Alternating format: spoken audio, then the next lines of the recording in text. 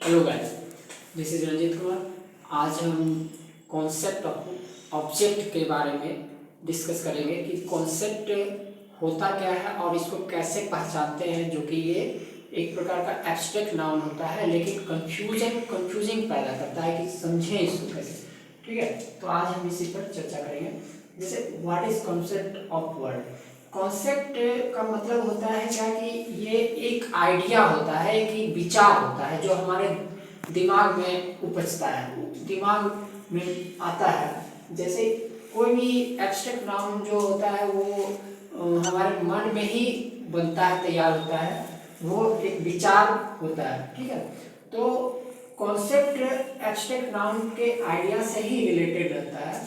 तो जैसे furniture, luggage, baggage, stationery, poetry, scenery इत्यादि ये टाइप का वर्ड होता है, लेकिन एक्चुअली फर्नीचर शब्द कहते हैं। तो अगर कॉन्सेप्ट के बारे में सही जानकारी नहीं रहती है तो इसको समझ लेंगे क्या कि फर्नीचर भी एक वर्ड है।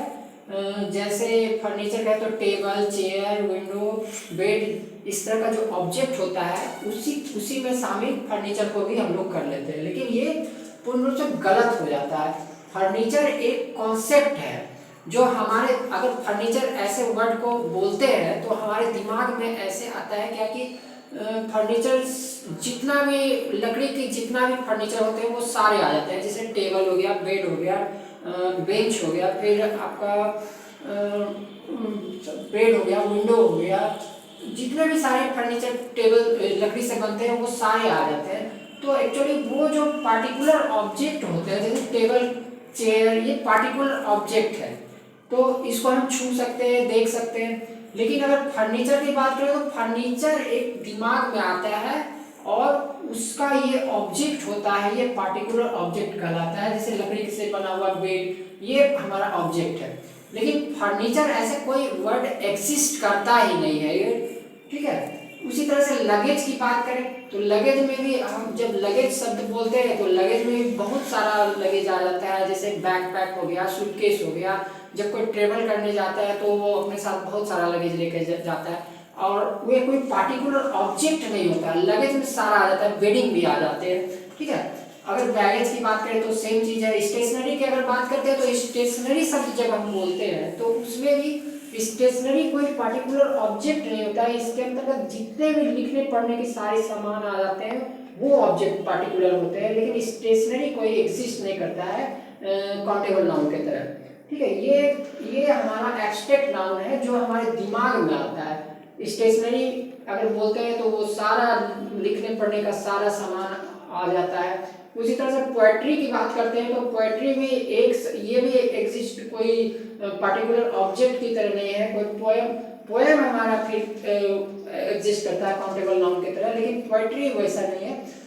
पोएट्री में हमारा राइम, डांस, फिर इमोशन सारा मिक्स होकर करके एक पोएट्री तैयार होता है। सीनरी की बात करें तो सीनरी में भी सेम चीज़ है। सीनरी कोई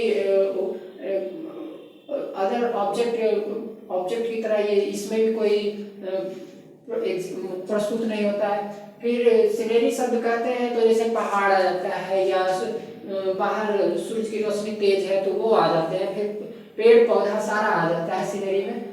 ये कोई पार्टिकुलर ऑब्जेक्ट है, लेकिन सीनरी कोई पार्टिकुलर ऑब्जेक्ट नहीं होता है। तो कहने का ये मतलब है क्या कि जो भी ऐसा शब्द जो हमारे दिमाग में आ रहा है वो पार्टिकुलर ऑब्जेक्ट बोध नहीं करा रहा है। पार्टिकुलर ऑब्जेक्ट उसके अंतर्गत आने वाले ऑब्जेक्ट को प्रोनाउंस करने के बाद तब समझ में आता है, तो वो हमारा ऑब्जेक्ट कहलाता है। और कॉन्सेप्ट हमारा जो हमारे दिमाग में, जो दिमाग के जरिए से आइडिया, एक विचार पैदा होता है, उसको कहते हैं। तो यहाँ पर अगर फर्नीचर वर्ड बोलते हैं तो इससे कोई ऑब्जेक्ट का बोध नहीं होता है, लेकिन मन में सारे ऑब्जेक्ट जैसे टेबल, चेयर, विंडो, बेड, इसी दिमाग में आ जाते हैं। फर्नीचर वर्ड का कोई पार्टिकुलर ऑब्जेक्ट नहीं होता है।